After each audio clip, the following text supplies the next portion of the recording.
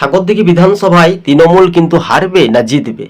শেষ পর্যন্ত বাইরন বিশ্বাস যে কথাগুলো বলছেন আউপাউ করে চোখ বুজে এইভাবে কিন্তু সেই সোশ্যাল মিডিয়াতে ফুটেজগুলো প্রচুর পরিমাণে ভাইরাল হচ্ছে, তাই না দর্শক বন্ধুগণ? খেলা তো জমে যাচ্ছে। তাই ঘটনাস্থলে সবুজবঙ্গ নিউজ আপনাদের সঙ্গে আমরা প্রতিবেদনগুলি তুলে ধরেছি। এই বিশ্লেষণ করে যখন ব্যাখ্যা করছি তখন দেখবেন তৃণমূল বুঝতে পেরেছে যে তাদের কিন্তু ক্ষমতা থেকে দুর্বল হচ্ছে। তাই সাগরদিঘি কেন, মুর্শিদাবাদের ভাগ্য নির্ধারণ সংখ্যালঘু ভোটারদেরকে বোকা বানানোর চেষ্টা আর পার পাবে না। তবে তিনি বলছেন জয়নিং কিসের জয়নিং এই কথাটা বারবার করে আমরা সোশ্যাল মিডিয়াতে দেখতে পেলাম।